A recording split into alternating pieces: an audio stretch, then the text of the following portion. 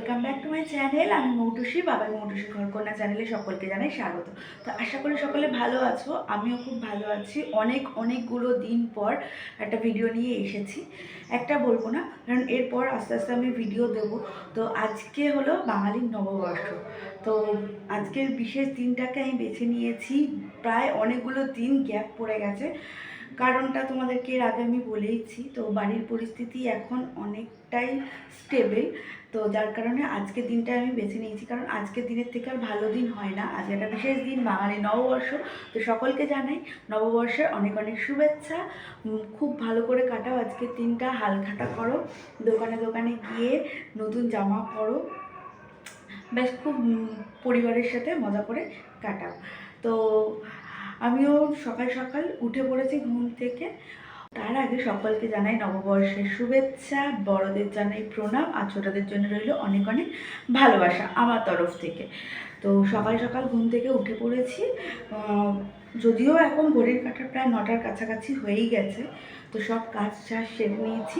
সব কাজ বলতে স্নান করা, ঘর মোছা, এগুলো মানে যা যা হয় বাসি কাজ যেটা, সব করে নিয়েছি। আর স্নান করে প্রথমে চলে এসেছি ঠাকুর দর্শনে, মানে ঠাকুরকে প্রণাম করে নিয়েছি। আজকের দিনে প্রথম কাজ হলো ঠাকুর প্রণাম করা।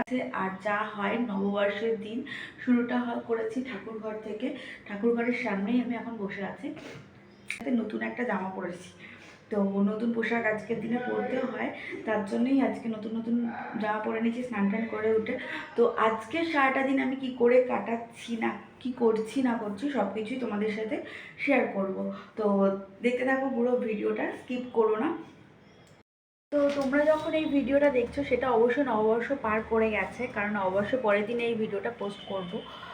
আর নববর্ষ, বাঙালির নববর্ষ বলে কথা, তো খাওয়া দাওয়া তো থাকবেই তার সাথে। আর জমিও আজকে রান্না বান্না করব, প্ল্যানিং আছে অনেক কিছুই করার।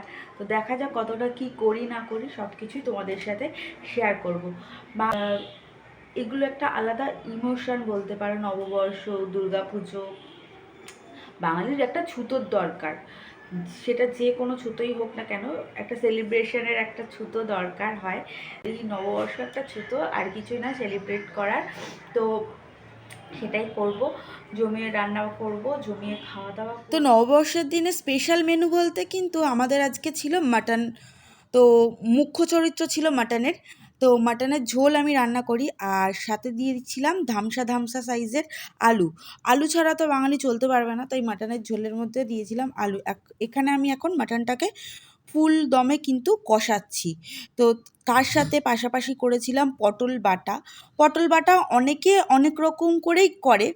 তো শুকিয়ে যাওয়া পটল বা পেকে যাওয়া পটল ফেলে না দিয়ে পটলটাকে আমি খোসা সমেতই বেটে নিয়েছিলাম, ওই দুটো মাত্র রসুন দিয়ে আর লঙ্কা দিয়ে ফার্স্টে বেটে নিয়ে মিক্সারে। আর ঠিক এই রকম হবে, কালো জিরে ফোড়ন দিয়ে, তাতে শুকনো লঙ্কাও কেউ দিতে পারে। আর কিছুই দিইনি আমি, নুন হলুদ দিয়ে কড়াইতে ভালো করে নেড়ে চেড়ে এরকম দেখতে হয়েছে। আর সাথে করেছিলাম আজকে লোটে মাছের ঝুড়োটা আমি আগে খেতাম না, মানে বিয়ের আগে আমি খেতাম না, এই বাড়িতে এসেই খাওয়া শিখেছি। দারুণ লাগে এখন আমার। তো বেশ অনেকক্ষণ পর আবার ক্যামেরার সামনে এলাম, তাও সেজে গুজে চলে এসেছি। নববর্ষের এটা সাজ বলতে পারো। এই হারটা আমি নিয়েছিলাম পুজোর সময়, আমি এই হারটা কিনেছিলাম, পরার সুযোগ হয়নি।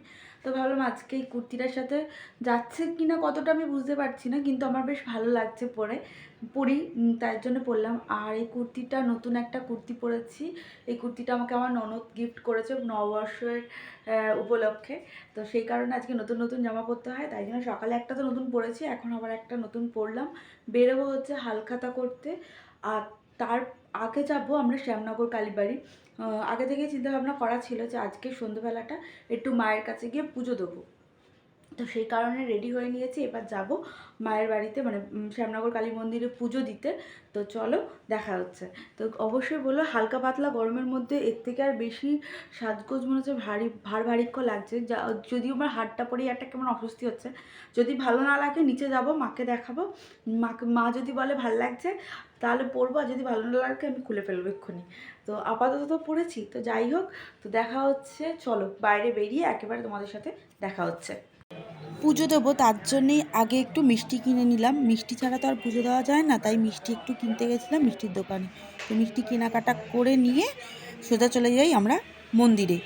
মন্দিরে যাওয়ার আগে রাস্তা দিয়ে দেখছিলাম যেতে যেতেই একটা জায়গায় অনুষ্ঠান হচ্ছে, বর্ষবরণের অনুষ্ঠান। তো সেখানে খানিকক্ষণ একটু দাঁড়িয়ে আবার অনুষ্ঠানও আমরা দেখলাম। দেখে তারপরে গেছিলাম মায়ের বাড়িতে পুজো দিতে।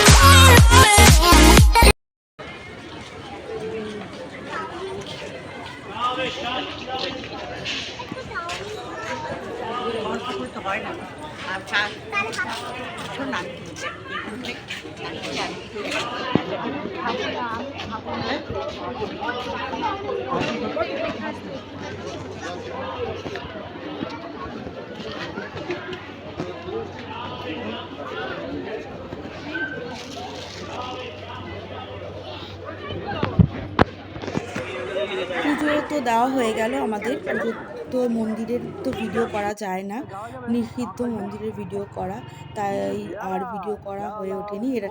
এর আগেও আমি প্রতিটা ভিডিওতেই বলি শ্যামনগর কালীবাড়িতে এলে। তো যাই হোক, বাড়ি ফেরার পথে দেখো রাস্তাঘাট ভালোই ভিড়, আর দোকানে দোকানে তো হালখাতা চলছেই।